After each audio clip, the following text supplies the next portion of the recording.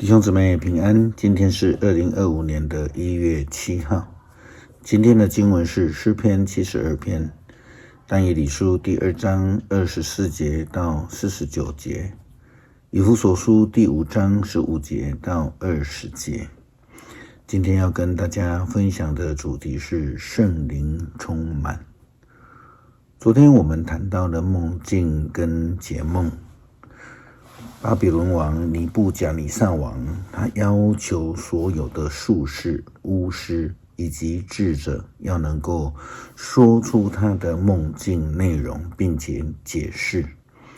就如同一位巴比伦的术士，他回答尼布甲尼撒王的话说：世界上没有人能够把陛下所要知道的说出来。从来没有任何国王对占卜家、法术师和占星家这样要求，即使是最伟大、最有权柄的国王也没有过。陛下所问的实在是太难答了，除了神明，没有人能够回答。可是神明并不住在人间。是的，除了上帝以外，没有人能够说出尼布甲尼撒王忘记了的梦境内容。但是后来但以理出面了，他并请他的朋友为这件事情祷告。今天的经文但以理书第2章24节到49节记载了但以理的解梦。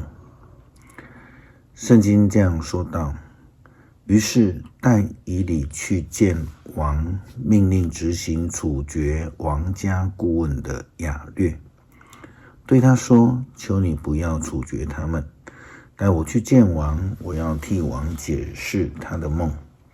亚略立刻引但以理到尼布甲尼撒王面前，对王说：我在犹太俘虏当中找到一个能够解释陛下的梦。王对但以理，他又被取名为伯提沙撒，他说：你能把我做的梦说出来，并解释它的意思吗？但以理回答：陛下，任何术士、巫师、占卜家和占星家都不能向你解明这件事情。可是上帝，天上有一位启示奥秘的上帝，他已经把将来要发生的事情指示了陛下。现在我要把王的梦，就是王睡着的时候得到的意象，向王解释。陛下睡着的时候梦见将来的事，启示奥秘的上帝要把发生的事指示了王。现在我也得到了启示，这并不是因为我比别人聪明，而是要让陛下知道，这梦的意思是王心中的意念。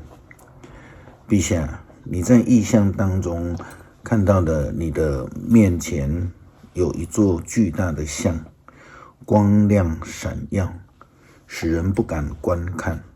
这像的头是金链做的，胸膛和手背是银做的，腰和臀都是铜做的，腿是铁做的，脚和铁和泥土混合做的。你正观看的时候，有一块未经人手开凿的巨石从山岩上滚下来，击中那像，把那个铁泥混合的双脚砸碎了。铁、土、铜、银、金就立刻全部粉碎，像夏天河场上的灰尘，被风吹散了，连一点碎屑都找不到。但是那巨石却越来越大，变成了一座大山，覆盖全地。这就是陛下做的梦。现在我向你解释梦的意思。陛下，你是所有君王当中最伟大的王，天上的上帝立你做帝王，赐给你国度、权柄、能力还有尊荣。他使你统治人类居住的世界，管理飞禽走兽，你就是那一座像的金头。在你以后将有另外一个帝国出现，但没有你的国大。后来有第三个帝国出现，那就是铜的帝国，要统治全世界。再后来有第四个帝国，像铁一样坚强，能够击碎任何东西，就像真像铁打碎东西一样。他要打垮所有以前的帝国。你所看见那泥铁混合的脚和脚趾头，是指的将来有一个分裂的帝国出现。它具有铁的力量，因为是铁和泥混合的。铁和泥和混合的脚趾头指的那个帝国有部分强，有部分是弱的。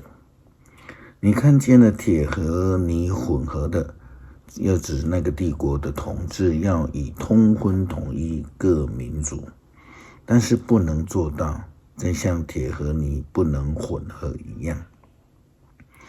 当那些统治者在位期间，天上的上帝要建立一个永无尽期的王国，这王国绝不会被征服，反倒要彻底毁灭所有的帝国，而永远存在。你看见一块未经人手开凿的巨石从山岩上滚下来，你又看见它砸碎了金、银、铜、铁和泥做的像。伟大的上帝是要让陛下知道将来要发生的事情。这梦是真实的，解释是可靠的。尼布甲尼撒王俯伏在地上，向但以理下拜，并且下令要献供物烧香。王说：因为你解释了这个奥秘，我知道你的上帝是众神当中最伟大的神，是万王之王，万主之主，是启示奥秘的上帝。然后王就赏赐但以理许多贵重的礼物，又提升他，委派他管理巴比伦省，并任命他做王家顾问之首。王应但以理的请求，也委派沙得拉、米沙、亚伯尼哥管理巴比伦省的事务，但以理本人却留在王宫里。就如同那一位术士所说的，若不是神明上帝，就没有人能够说出尼布甲尼撒王的梦境，并且解释但以理如何办到的。就像但以理自己说的，不是他自己的能力，而是上帝的灵与他同在。圣灵充满，圣灵的能力同在，是但以理解梦的能力所在。保罗在写给以弗所教会的劝勉教导，在以弗所书第5章15节到20节里面也提到了圣灵的充满。他说：所以你们的行为要谨慎，不要像无知的人，要像智慧的人，要善用每一个机会，因为目前的日子非常险恶，因此不要做糊涂人，要明白主的旨意是什么。不要酗酒，因为那会败坏人的，要被圣灵充满，要用诗歌、诗篇、圣诗、灵歌来对唱，要从心底发出音乐，颂赞主，向他歌唱。要奉我们的主耶稣基督的名，常常为各样的事来感谢父上帝。圣灵充满，那我们就能够明白主的旨意，就如同但以理一样。但是我们必须要能够脱离旧的我们自己，成为新造的人，来赞美主，来敬拜上帝，跟主有好的连结。诗篇72篇，请大家自己来研读。